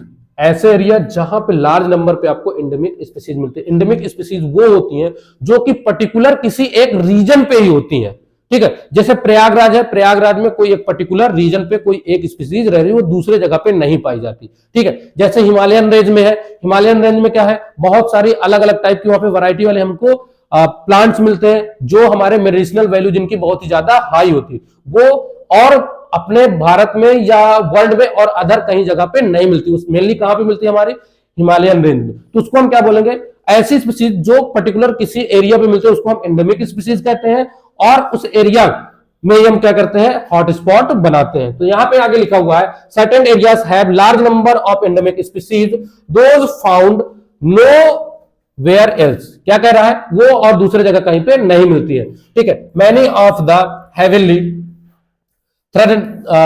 Threatened by habitat loss and other human activities. और इस तरह की बहुत सारी स्पीसीज है जो बहुत ही तेजी से एक्सटिंक्ट होने के कगार पे है, क्योंकि उनका हैबिटाट लॉस हो रहा है और ह्यूमन एक्टिविटी, हम इतना ज्यादा पॉल्यूशन बढ़ रहा है जिसको वजह से क्या हो रहा है, इस तरह के जो एंडेमिक स्पीसीज है वो धीरे धीरे क्या हो रही है, खत्म हो रही है। आगे क्या लिखा हुआ, these areas are the biodiversity hotspot. और इन्हीं एरिया में हम क्या करते हैं, बायोडाइवर्सिटी को प्रिवेंट करने के लिए, कंजर्व करने के लिए उस एरिया को हम क्या बना देते हैं, बायोडाइवर्सिटी हॉटस्पॉट बना देते हैं। पूरे वर्ल्ड में अगर मैं बात करूं तो 36 रीजन है जो कि बायोडाइवर्सिटी कंजर्वेशन के लिए यूज करते हैं, जिनको हम हॉटस्पॉट कह रहे हैं। और इनमें से अगर मैं बात करूं तो 36 में से पूरे वर्ल्ड में से 4 जो हॉटस्पॉट है वो कहां पे है, हमारे इंडिया पे है। इंडिया पे मतलब है, ठीक है। दैट इज, उनमें इंडिया में जो है कौन सा है, सुंदरलैंड है, ठीक, वेस्टर्न घाट हो गया, हिमालयन रेंज हो गया, और क्या हमारा इंडो वर्मा रेंज हो गया। तो ये हमारे पास 4 बायोडाइवर्सिटी हॉटस्पॉट है। तो आपको बायोडाइवर्सिटी में टोटल इतना लिखना है, हमें यहां पे एग्जांपल जरूर लिखना है जो इंडिया पे प्रेजेंट है। क्लियर है बात? आगे देखो नेक्स्ट क्वेश्चन है हमारा क्वेश्चन नंबर 6 का ए। ये भी हमारा 3 नंबर का होता है, और इसमें क्या कह रहा है, write a note on AIDS. AIDS के ऊपर हमें क्या लिखना है, एक नोट लिखना है। Include its causal organism and its major effect and mode of transmission. साथ में हमको कॉजल ऑर्गेनिज्म का नाम लिखना है और मेजर इफेक्ट लिखना है, और मोड ऑफ ट्रांसमिशन भी इसमें साथ में लिखना है। तो देखो अगर एड्स की बात करें, AIDS is a disorder of cell mediated immune system of the body. ये क्या है, cell mediated immune system of the body. There is a reduction of the number of helper T cells. जो हमारे body में helper T sales होती है, मतलब ads का जो पैथोजन है, एड्स जिस भी ऑर्गेनिज्म से होता है, वो ऑर्गेनिज्म क्या करता है, हमारी सेल मेडिएटेड इम्यून सिस्टम में जो हेल्पर टी सेल होती हैं उनको ये क्या करता है, उनके ऊपर ये अटैक करता है, और अटैक करने के बाद उनकी संख्या, उनके नंबर को कम कर देता है। यहां पे लिखा हुआ है which stimulate antibody production by B cell. जो एंटीबॉडी का प्रोडक्शन होता है बाय बी सेल से होता है। तो टी सेल से हमारे पास नहीं है, तो फिर क्या बी सेल क्या हमारी एंटीबॉडी बनाएंगी, नहीं बनाएंगी। आगे देखो अब एड्स का यहां पे मतलब लिखा, एड्स का फुल फॉर्म क्या है, एड्स, जो एड्स का फुल फॉर्म वो क्या है, एक्वायर्ड इम्यूनोडिफिशियंसी सिंड्रोम। सिंड्रोम का मतलब होता है यहां पे लार्ज नंबर पे हमारे पास क्या होते हैं, इसके सिम्टम्स होते हैं, इसलिए इसके लिए हम सिंड्रोम वर्ड का यूज करते हैं। Is a disorder called by human immunodeficiency virus, इसको हम शॉर्ट में क्या कहते हैं, HIV। तो जो यहां पे कॉजल ऑर्गेनिज्म था उसको हमने क्या लिखा, HIV। आगे देखते हैं, AIDS. AIDS can transmitted through the following modes, कई सारे मोड्स है जिससे हमारा जो एड्स है वो क्या होता है, ट्रांसमिट होता है। Through unprotected sexual act, unprotected sexual act की वजह से भी जो एड्स है वो बढ़ता है। जैसे it is the most common mode of HIV transmission from an infection partner to healthy partner. जो सेक्सुअल कांटेक्ट होते हैं उसमें क्या होता है, इन्फेक्शन फैल जाता है। कैसे, कोई इन्फेक्टेड पार्टनर था और उसके बाद हेल्दी पार्टनर है, तो इन्फेक्टेड पर्सन वाला किसमें आ गया, हेल्दी पार्टनर पे आ गया। तो ये एक तरह से अनप्रोटेक्टेड सेक्सुअल एक्ट से क्या होता है, ये ट्रांसमिट होता है। आगे देखते हैं, थ्रू ब्लड ट्रांसफ्यूजन, थ्रू ये ब्लड ट्रांसफ्यूजन से भी होता है, ब्लड के द्वारा भी ये फैलता है। Blood donate from an infected person can affect a healthy person and cause AIDS due to the transmission of HIV virus. तो जब ब्लड हम किसी को डोनेट करते हैं तो उससे भी क्या होता है, डोनेट करते हैं या हम लोग रिसीव करते हैं, लेते हैं, तो ब्लड के ट्रांसफ्यूजन से भी एड्स हमारा क्या होता है, ट्रांसमिट होता है। आगे देखो, through the use of syringe, syringe जो हम यूज करते हैं, and other products using contaminated razors, जो रेजर्स हम लोग यूज करते हैं, जैसे हम लोग नाई की दुकान पे जाते हैं वहां पे, अब उसके यहाँ कई सारे लोग आते हैं, ठीक है, और वो सेम रेजर से सबकी सेविंग करता है या क्या करता है, अदर चीजें हम उसको यूज करते हैं, तो ये हमें नहीं करना चाहिए। नेडल्स, डेंटल इंस्ट्रूमेंट, जो डेंटिस्ट होते हैं ना, डेंटल इंस्ट्रूमेंट, उससे या infected and other blood products can result in the transmission of the HIV, और अदर कई सारी चीजें हैं जो कि क्या करते हैं, ब्लड के थ्रू HIV को बढ़ावा देती हैं, HIV को क्या करती हैं, ट्रांसमिट करती हैं। और नेक्स्ट जो पॉइंट है वो हमारा क्या है, फ्रॉम मदर टू बेबी, ये जो HIV है मदर टू बेबी भी जा सकता है। Pregnant mother transfer HIV to her baby through placenta, placenta के थ्रू, जो प्रेग्नेंट मदर है उसके प्लेजेंटा के थ्रू, ये या तो ब्रेस्ट फीडिंग के थ्रू जो बेबी है उस पे HIV ट्रांसमिट कर सकता है। क्लियर है? आगे देखो, अब आता है हमारा इसके सिम्टम्स। सिम्टम्स क्या है? सिम्टम्स में मैंने आपको बताया, इसमें सिंड्रोम वर्ड हम यूज करते हैं, जिससे कि उसमें हम नंबर ऑफ सिम्टम बढ़ जाते हैं। मेनली हम यहाँ पे क्या करेंगे, यहाँ पे जैसे हमारा यहाँ पे क्या हो गया, फीवर है, सिकनेस है, ठीक है, हेडेक है, ये सब यहाँ पे कई सारे आपके लिखे हुए हैं जो कि सिम्टम्स है, ठीक है। डायग्नोसिस की बात करें, जबकि इसमें पूछा नहीं है, लेकिन आप लोग डायग्नोसिस भी लिख देंगे, ELISA and western blotting. ELISA का फुल फॉर्म भी पूछ सकता है, तो ये इसका फुल फॉर्म आप लोग कमेंट में जरूर बताइए कि क्या होता है। नेक्स्ट क्वेश्चन देखो, नेक्स्ट क्वेश्चन है हमारा क्वेश्चन नंबर 6 का बी, ये भी 3 नंबर का होता है, और इसमें क्या लिखा हुआ है, what is the DNA fingerprinting. ये पूछ रहा है DNA फिंगरप्रिंटिंग क्या है। Write a short note on DNA fingerprinting, और DNA फिंगरप्रिंटिंग पे आपको एक शॉर्ट नोट लिखना है। तो देखो, एलेक जेफरी नाम के एक साइंटिस्ट थे, ठीक है, Alec Jeffrey found some repetitive DNA fragment in human genome. उन्होंने क्या देखा, जो ह्यूमन DNA है या ह्यूमन जीनोम है, उसमें रिपीटिव DNA फ्रेगमेंट देखा। उसमें उन्होंने बताया, और उन्होंने ऑब्जर्वेशन किया, और ऑब्जर्वेशन करने के बाद उन्होंने बताया जितने भी ह्यूमन है उनके DNA में 99.9% DNA आर सेम। 99.9% हमारा क्या है, DNA सेम है, और only 0.1% DNA is different in every human.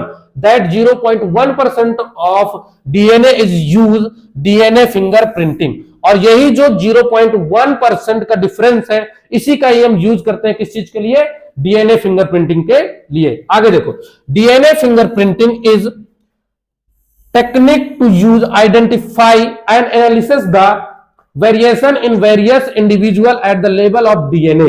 जो डीएनए फिंगरप्रिंटिंग है उसका हम यूज करते हैं किसके लिए? ये एक तरह की टेक्निक है, ये आइडेंटिफिकेशन एंड एनालिसिस के लिए हम यूज करते हैं। आगे अगर हम बात करें, DNA fingerprinting involve identification different in some specific region in DNA sequence called is the repetitive DNA because in these sequence a small stretch of DNA is repeated many times।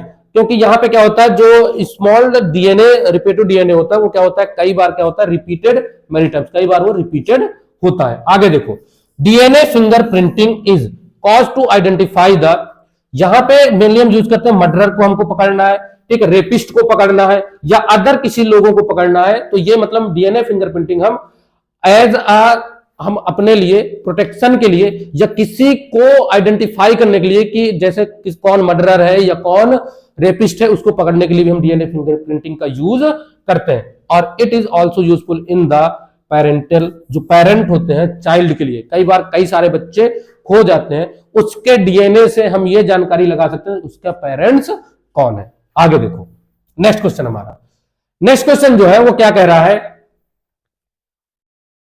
What explain the term genetic species and ecosystem diversity? मतलब क्या कह रहा है, genetic species ecosystem diversity, मतलब genetic diversity, species diversity and ecosystem diversity.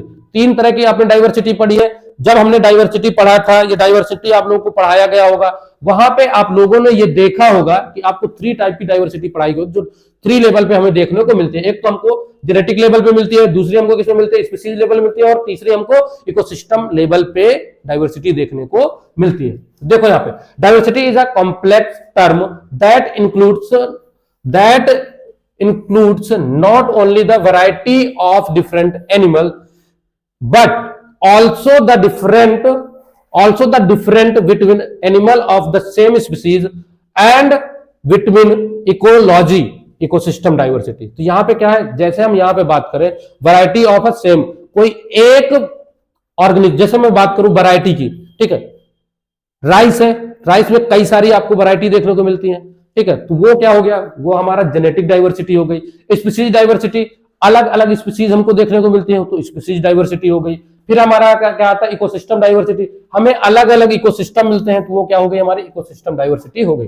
सबसे पहले अगर हम बात करें यहाँ पे जेनेटिक डाइवर्सिटी की, जेनेटिक डाइवर्सिटी में हमारा क्या आ जाएगा, it is defined as the genetic variability present within species. ये स्पीसीज लेवल में हमको देखने को मिलेगी कि एक ही स्पीसीज है उसे में अलग अलग हमको क्या मिलते हैं, वैरायटी मिलेंगी। जैसे breed of dogs, different variety of rose, beet, rice, mangoes etcetera. जैसे समथिंग इंडिया में 50,000 वैरायटी के क्या है, प्लांट है, सॉरी वो राइस है, या 1000 वैरायटी के हमारे क्या है, मैंगोज है। क्लियर है बात। फिर हमारा आता है स्पीसीज डाइवर्सिटी। इसमें देखो क्या होता है, is defined as the number of different species present in the ecosystem. ये किस चीज को डिफाइन करता है कि नंबर ऑफ स्पीसीज किसी एक पर्टिकुलर इकोसिस्टम में प्रेजेंट है।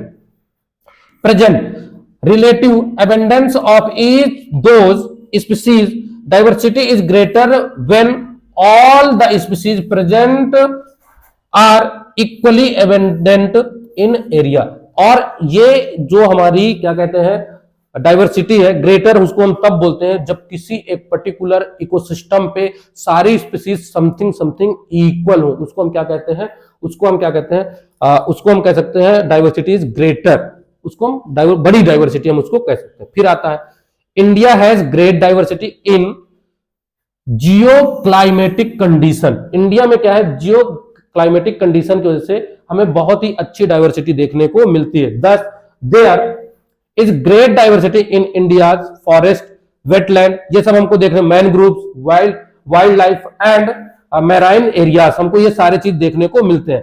The richness of flora and fauna make in as one of the 12 mega biodiversity country of the world. और वर्ल्ड में टोटल कितनी है, 12 मेगा कंट्री है, 12 मेगा बायोडाइवर्सिटी की कंट्री, उनमें से एक हमारा इंडिया भी है।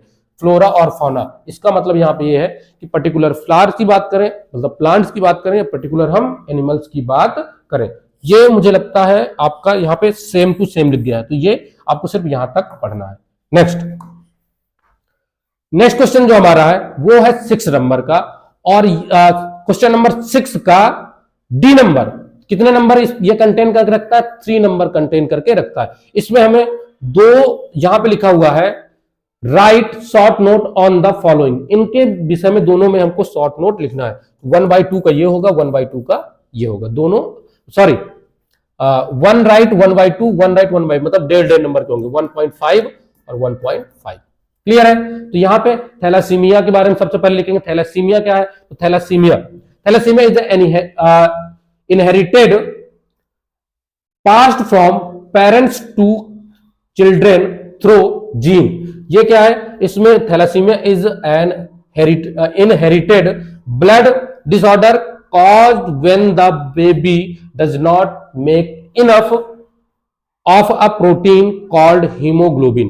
क्या कह रहा है यहां पे? यहां पे ये कह रहा है थैलासीमिया एक क्या है? डिसऑर्डर है जो कि पेरेंट से चाइल्ड पे जाते हैं, मतलब एक जनरेशन से दूसरे जनरेशन में जाती है। यहां पे क्या होता है?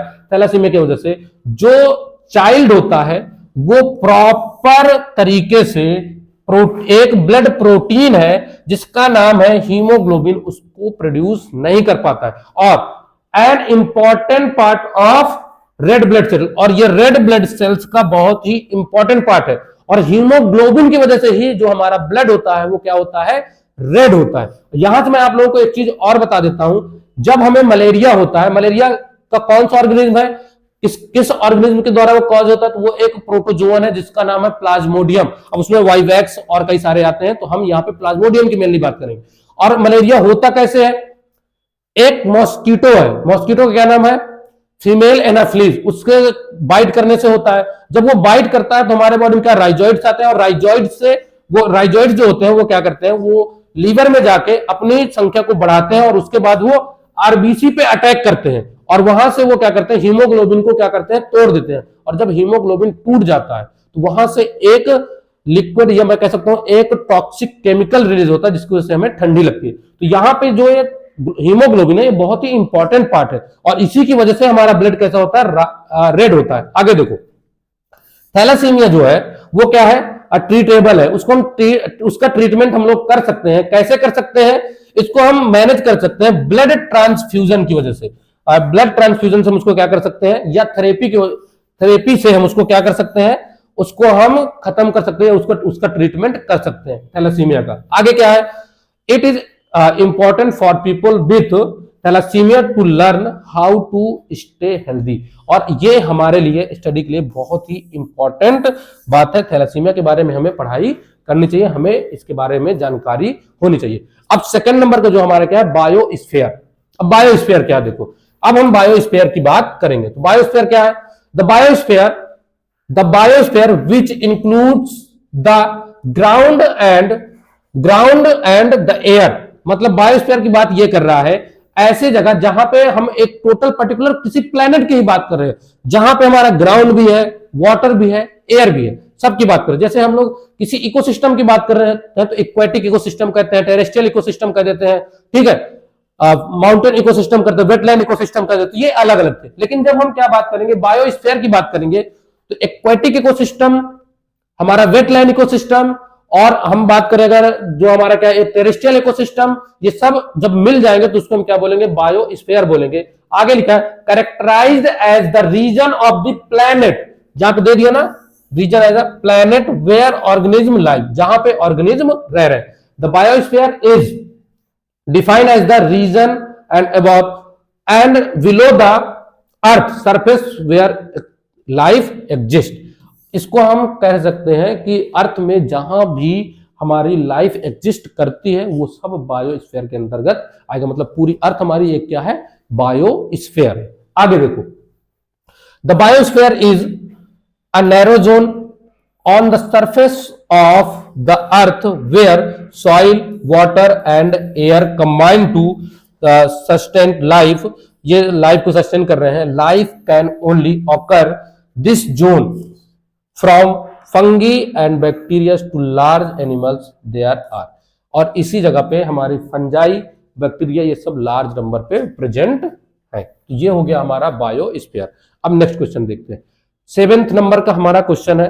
7th नंबर का क्वेश्चन है, क्वेश्चन नंबर 7, जो कि हमारा ये 5 नंबर का होता है और इसमें आपको ऑप्शन देखने को मिलते हैं। मतलब इसमें आपके पास 2 क्वेश्चन होंगे, 2 में से कोई एक करना है।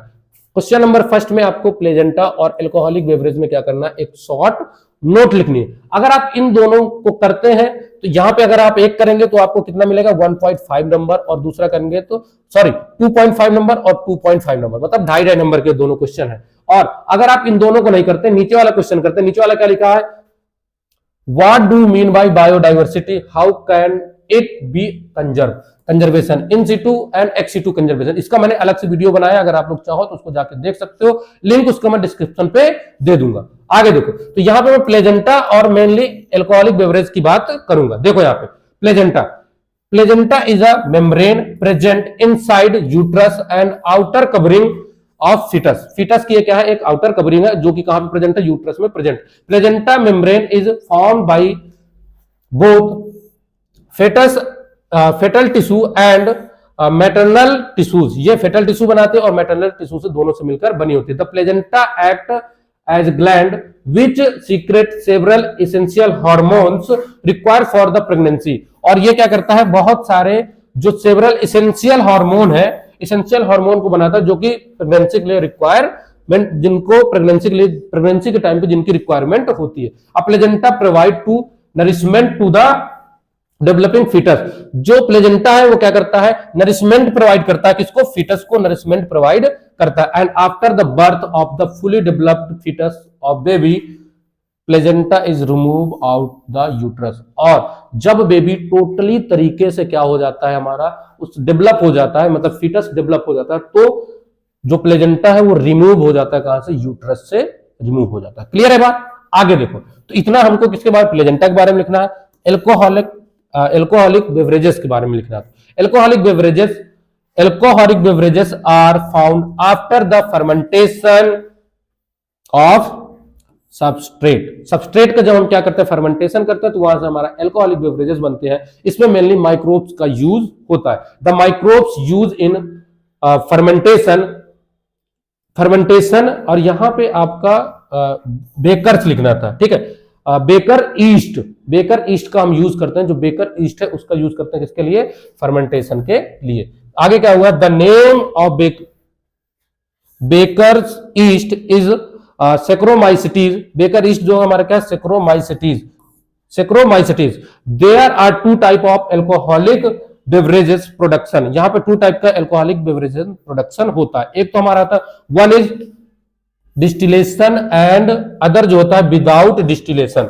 एक तो हम डिस्टिलेशन से करते हैं, दूसरा हम विदाउट डिस्टिलेशन करते हैं। Distillation increase the alcoholic concentration, for example rum, whisky and vodka, ठीक है, वोडका या वोडका जो भी है, ठीक है, are produce by distillation. Without distillation for example beer, wine, ये सब किससे, विदाउट डिस्टिलेशन से हम इसको बनाते हैं। तो यहां से आपको ये समझ में आया, एल्कोहलिक बेवरेजेस में मेनली हमको कैसे, रम, विस्की, वोडका, इनको याद रखना है। और एग्जांपल अगर मैं डिस्टिलेशन के लिए बात करूं तो उसमें बियर और वाइन को हमें याद रखना है। इसीलिए हम लोग क्या देखते हैं, वाइन और जो बियर होती है उसमें कम नशा होता है कंपेयर टू रम, विस्की। इन सब में क्या होता है, रम, विस्की में ज्यादा नशा होता है। क्लियर है बात? लेकिन हमें इसको बट इनका नाम सुन के आपको इन्हें यूज नहीं करना। ऐसा नहीं करना कि आप सबसे पहले चेक करते हैं, हम ये करते हैं कि देखते हैं कि बियर में ज्यादा नशा है या विस्की या रम में। क्लियर है बात? पहले आप लोग एग्जाम दीजिए। ये सब किसके लिए होते हैं, मेडिसिनल वैल्यू के लिए हम लोग इसे बनाते हैं। अब इसका हम लोग मिसयूज कर रहे हैं, वो अलग बात है। जैसे आपको पता होगा खूब अच्छी तरह से, आप अगर मैं नॉर्मली आपसे बात करूं, नाइफ है, नाइफ का यूज या तो आप मर्डर के लिए करिए या तो आप उससे जो आपके वेजिटेबल्स है उसको काटने के लिए करिए। वो आपके ऊपर डिपेंड करता है कि किस चीज को आप कैसे यूज कर रहे हैं। क्लियर है बात? तो आपके ऊपर ध्यान देना, इसको आपके ऊपर डिपेंड करता है कि आप किसके लिए क्या करते हैं। मेनली हमको यहाँ पे एग्जांपल याद रखने हैं। जो डिस्टिलेशन के थ्रू होता है उसको हम क्या कहते हैं, रम, विस्की, वोडका, और जो विदाउट डिस्टिलेशन से बनता है उसको हम क्या कहते हैं, बियर एंड वाइन। याद रखना हमें। नेक्स्ट क्वेश्चन देखो, नेक्स्ट क्वेश्चन है हमारा जो है क्वेश्चन नंबर 8। ये भी हमारा 5 नंबर का होता है और इस पे भी आपको 2 क्वेश्चन मिलेंगे जिनमें से कोई एक क्वेश्चन आपको करना होगा। तो यहां पे मैंने लिख रखा है, explain the major cause of biodiversity loss. Biodiversity के लॉस के बारे में मैंने यहाँ पे क्वेश्चन लिखा। यहां पे आप दूसरा क्वेश्चन जो लिख सकते हो वो मैं आप लोगों को सजेस्ट करूंगा, वो है व्हाट इज एडिक्शन, एडिक्शन क्या है, और उसमें लिखना है वेरियस टाइप्स ऑफ, जो आपके एल्कोहलिक बेवरेजेस है, या मैं बात करूं वेरियस टाइप के ड्रग्स, उसके बारे में आपको लिखना है। दूसरा एक क्वेश्चन यहां और आ सकता है, वो आपके लिए मैं बता दूं, आरडीएनए टेक्नोलॉजी, और आरडीएनए टेक्नोलॉजी का यूज करके जो आर्टिफिशियल हम लोग इंसुलिन बनाते हैं, ऐसा क्वेश्चन भी यहां पे आ सकता है। तो इन दोनों क्वेश्चन को भी आप साथ में पढ़ेंगे, और अगर इनमें से कोई क्वेश्चन नहीं आता तो आप एक क्वेश्चन और पढ़ सकते हैं जो कि है बहुत ही इंपॉर्टेंट है, बर्थ कंट्रोल के बारे में। मैंने आपको स्टार्टिंग में ही एक क्वेश्चन करवाया था जिसमें मैंने आपको बर्थ कंट्रोल के बारे में बताया था। स्टार्टिंग में क्वेश्चन देखो कौन सा था, ये वाला, इसमें तो ये क्वेश्चन या तो यहां आ गया, मान लो, या तो ये हमारा आगे भी आ सकता, तो आपको इस चीज का ध्यान देना है। क्लियर है बात? तो इन क्वेश्चन में से आपको पढ़ने हैं। हम यहाँ पे 8th नंबर के क्वेश्चन पे, तो मैंने आपको यहाँ पे टोटल 3 क्वेश्चन बताए, या तो आपको पढ़ना है, यहाँ पे मैंने एक क्वेश्चन मैं यहाँ पे एक्सप्लेन कर रहा हूं, उसके अलावा आपको 3 क्वेश्चन और पढ़ने हैं। एक आपको बर्थ कंट्रोल से रिलेटेड पढ़ना है, दूसरा आपको ड्रग्स से रिलेटेड पढ़ना है, तीसरा आपको आरडीएनए टेक्नोलॉजी से रिलेटेड पढ़ना है। क्लियर है बात? ये तीनों क्वेश्चन आपको अलग से पढ़ने हैं। आगे देखो यहाँ पे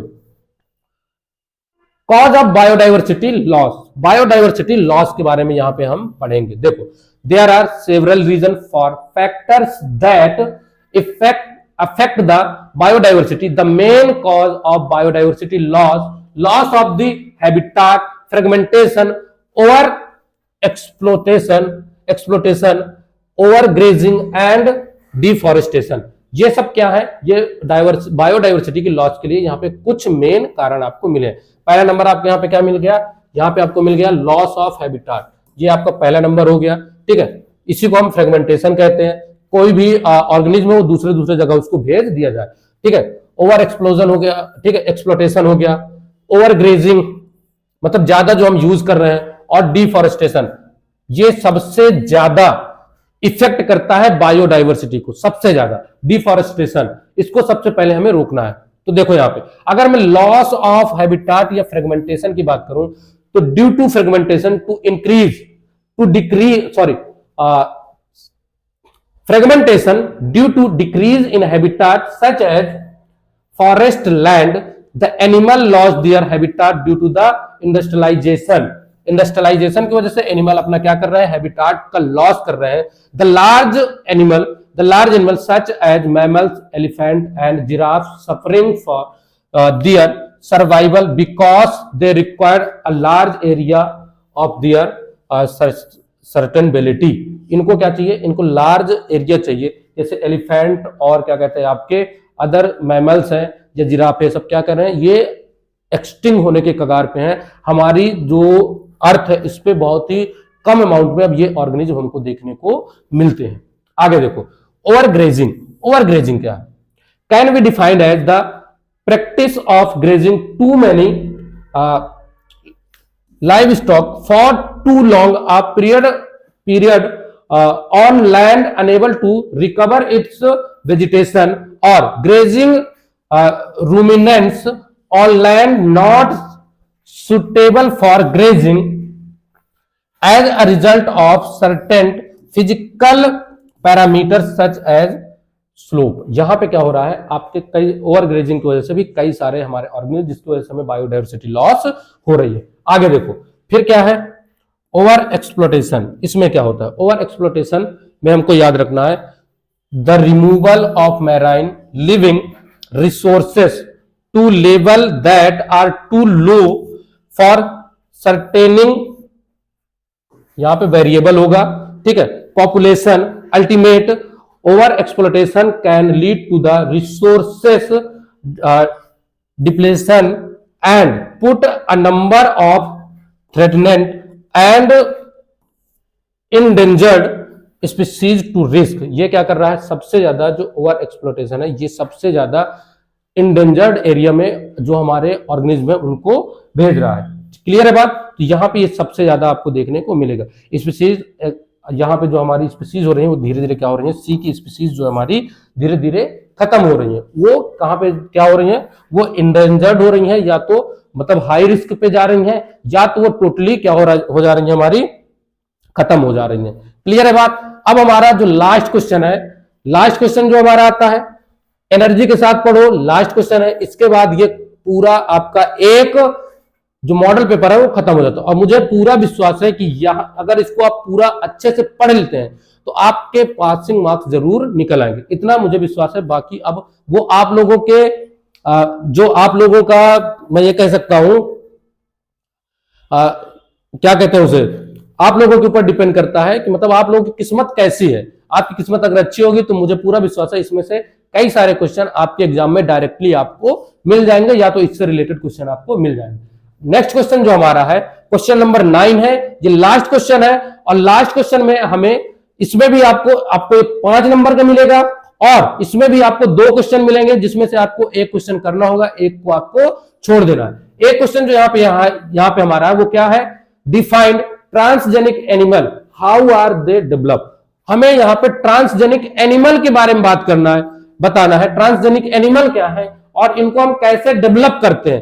कहीं ना कहीं ये आरडीएनए टेक्नोलॉजी का यूज यहाँ पे हम करेंगे, तो ये चीज आप लोगों को पढ़ना है। और इसके और में आपको दूसरा क्वेश्चन मैं बता देता हूं, इसके और में आप दूसरा क्वेश्चन पढ़ लेंगे, वाटसन क्रिक का मॉडल। वाटसन क्रिक का मॉडल आप पढ़ लेंगे, वो भी बहुत ही ज्यादा इंपॉर्टेंट। तो वाटसन क्रिक का मॉडल आप पढ़ेंगे, उसको अच्छे तरीके से, उसका पूरा डायग्राम जो कि डबल हेलिकल स्ट्रक्चर है, तो इसके और में आप दूसरा क्वेश्चन लिखेंगे और उसके भी आप तैयारी करेंगे डीएनए के बारे में।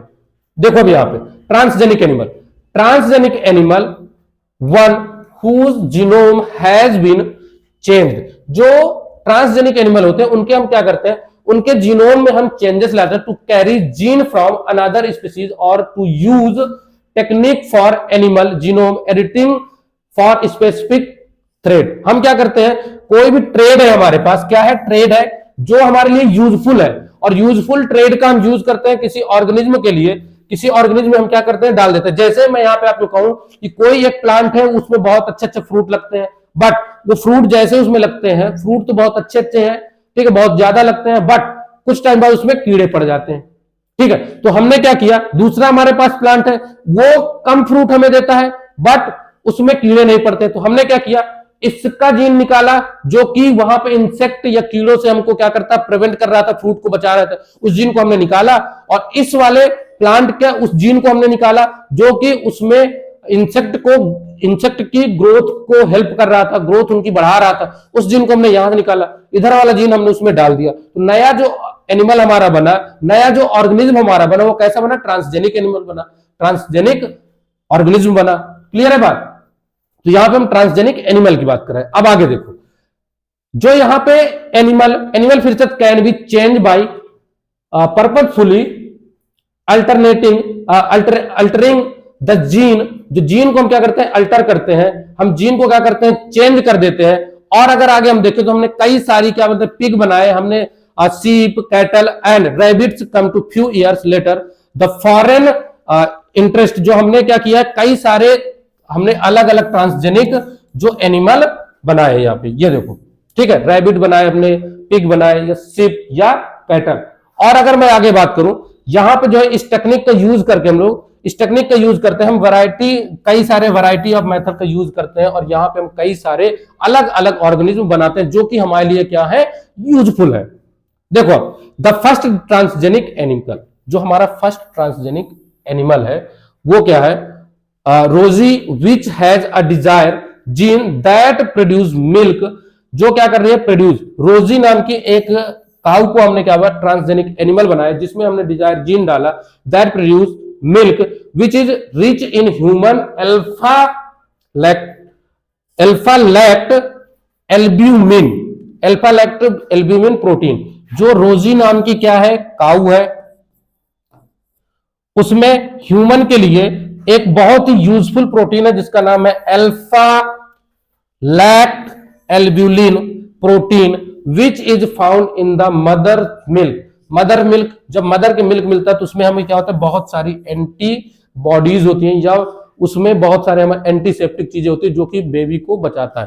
तो उसके लिए हमने रोजी नाम की एक रोज बनाई, ठीक है। Roses is the first transgenic cow, ठीक है, रोजी is the first transgenic cow. तो रोजी क्या है, हमारी फर्स्ट ट्रांसजेनिक काउ है मतलब ट्रांसजेनिक एनिमल। तो मुझे ऐसा लग रहा है कि आप लोगों को जहां तक का लेक्चर अच्छा लगा होगा, आप लोग अच्छे तरीके से इस पूरे लेक्चर को देखेंगे, ठीक है, पूरे लेक्चर को देखेंगे और इसमें जितने भी मैंने क्वेश्चन कराए उनको अच्छे तरीके से आप लोग पढ़ेंगे।